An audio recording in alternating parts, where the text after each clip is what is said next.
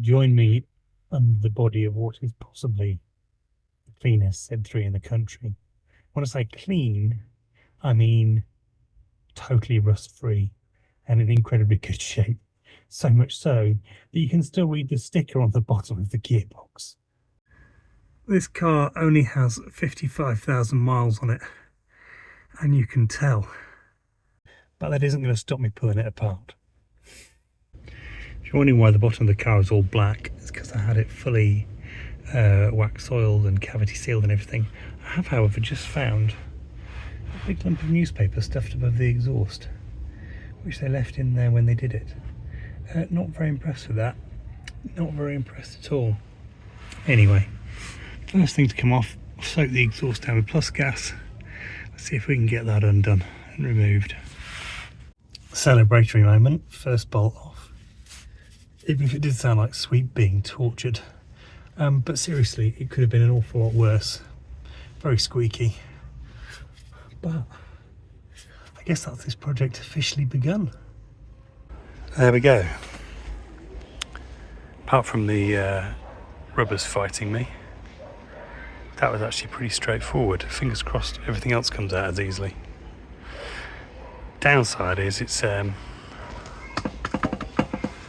bit knackered, and so I suspect that's just gonna go to the scrap man. Next to come out is the cats. 4 bolts on studs. How well you can see that. 3 look pretty accessible with an impact if needs be. Well, I might just get a socket set on them first of all. See if they'll just pop out. I did drench them with plus gas about a week ago. I need some sort of stand for this phone, don't I? Or for my camera, but look. Little slap.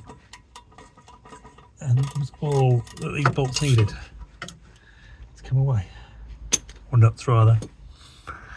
It is so nice working on a non-rusty car. Well, that came out super easy.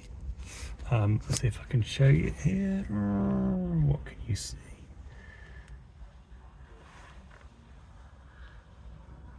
I'm absolutely amazed how easy that came out. I hope every other bolt on this car comes out as easily, and there is a good chance that it will. While we're here, before I cut the cat off and take that to the scrap man, might as well take some heat shields out, because I'm starting to think about mounting options for our new electric motor. I can see the gear linkage now as well. Start thinking about how we utilise that. It actually looks like it will be really easy to reuse, which is brilliant. Anyway, easily distracted. Starting to think about mounting options for the new electric motor. The old gearbox mounts are obviously part of it, but they're not that strong. What are they? Maybe M8s, 4 M8s, which is, you know, not nothing. That's great. But actually there's a subframe in here as well, which I'll show you in a second. Well, not subframe, it's actually more of a bracing bar that we might be able to remove, and particularly under the new DVLA rules, replace with something that adds some more strength and gives us some more mounting points. Let me flip you around and you can have a look. So this is what I'm talking about. This black tubular piece here ties in with 2, what are those, M10s maybe even? Maybe M8s, maybe M10s over there. And then 2 on the other side, obviously it's symmetrical. And then I think 1 at the front on each side. Those are some nice chunky extra mounting points that we could utilise. So we could put some flat bar maybe down here, which would be nice and easy to add some extra mounting points to. Don't know yet, we still need to lay everything out, but just thinking that's probably a good option if we need to add some more mounting points. Heat shields out, just more evidence of how clean this car is. Reminder that the prop shaft is in 2 parts with a centre bearing, which means it's only this bit, this short run here from Guibo to centre bearing, that we actually need to get modified.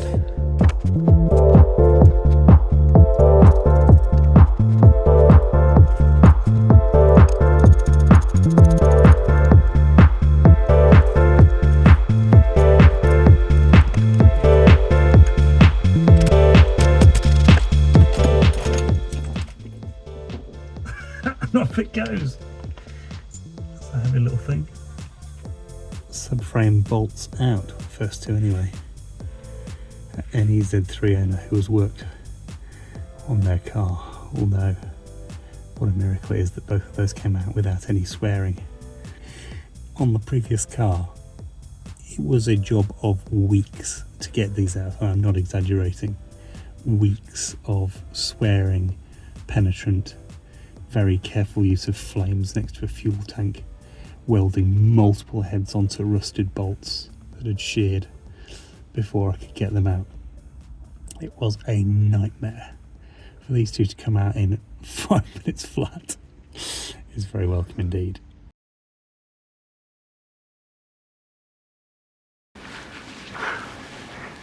It's actually got a complete under tray. That's a novelty. Tell you what it's also got, which is not good at all.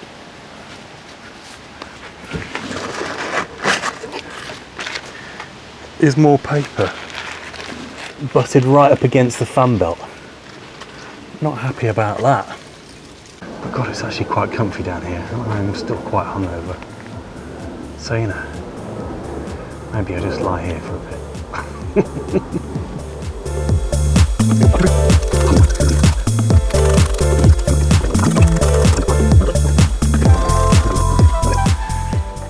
Make much more sense to have you down here with me, wouldn't it?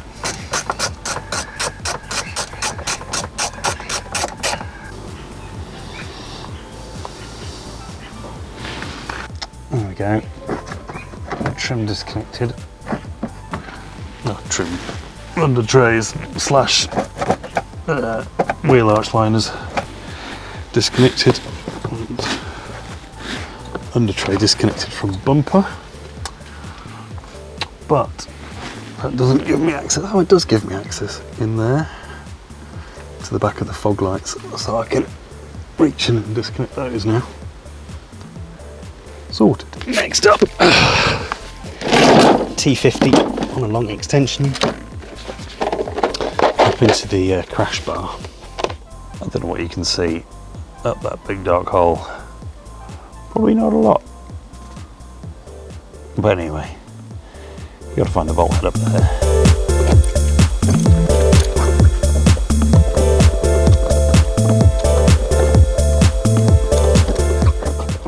Tell you what, there are lots of famously hard to find things. That much easier to find than the head of this bolt.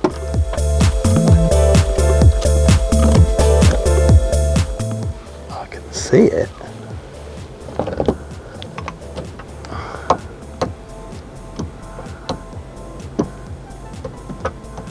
But I can't get my shaft in the hole. Hey, we're in.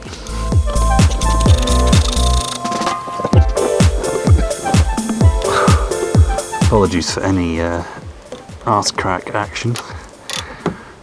My friend suggested this channel should be called Only Fan Belts.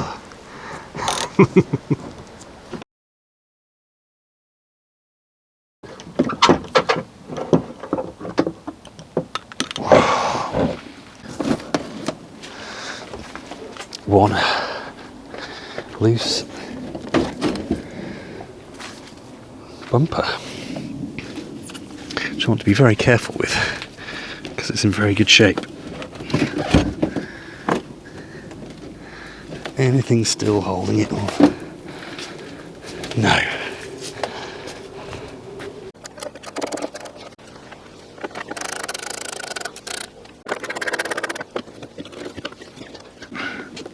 Hey.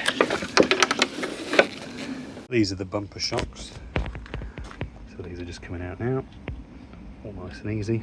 And then under there is our valance.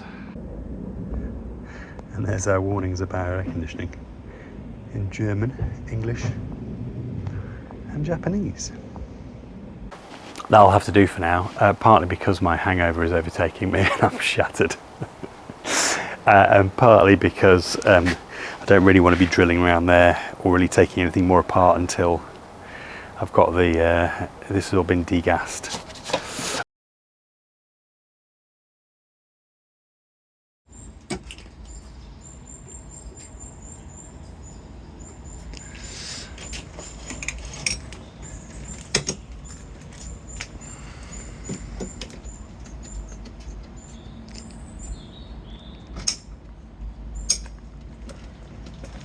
I hadn't even noticed that one in there. Yeah. Well hidden.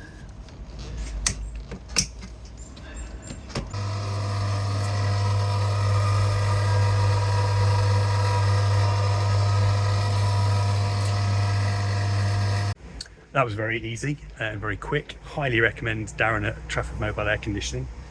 He rocked up early, not late. Only charged me 40 quid for doing it, and we were done in under 20 minutes. Brilliant. So I only had about 200 grams of gas in it rather than 900 it's meant to. So it didn't take too long to come out. But yeah, when I've not got my posh togs on for real work, I can get under there and start pulling the rest of the engine now. By the way, get your EV DIY mugs from the store.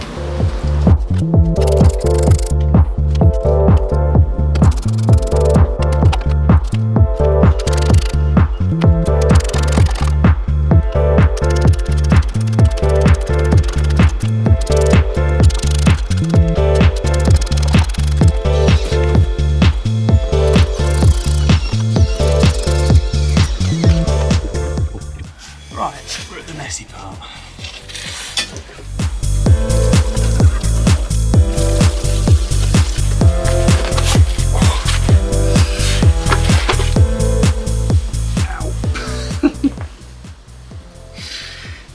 Right, with the coolant all gone, we can start getting the ATF out from the transmission cooler and the power steering lines, so we can start pulling all that off. Obviously, we might reuse the transmission cooler. Pretty neat. It's got lines running to the back. We need a transmission cooler for our Lexus transmission. That might work quite nicely. What I'm wondering is if we can effectively repackage the transmission cooler and the air conditioning cooler if we keep it, with a much smaller radiator and no shroud. Maybe a thin radiator, I don't know, something. It gives us back a load of space, but it keeps it nice and OEM. Anyway, see if I can get this transmission cooler off without putting myself in ATF.